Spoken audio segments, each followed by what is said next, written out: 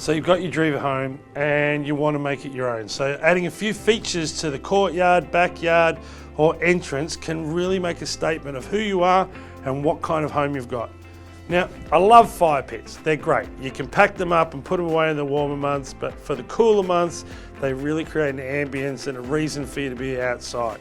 So fire pits, 100%, 10 out of 10.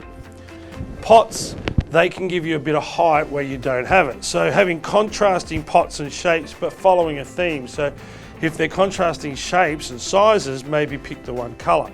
Just simple terracotta looks fantastic and old worldy, but a large pot with a crackled finish on it or something like that, with a big strappy architectural plant in it, can make a real feature.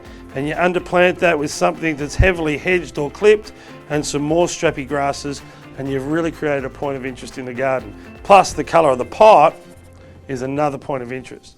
And water features. I don't love them as much as fire pits because there's a little bit more maintenance involved, but setting a bit of ambience with a night light on it so that it's reflecting, creating movement, and the pitter patter can hide a lot of traffic and a little bit of noise is a great feature when you're entering a property. I think water features in the front yard, fire pits in the backyard, pots in the garden beds, and you are on a winner to make your garden and home very distinctive and completely different, signed off by you.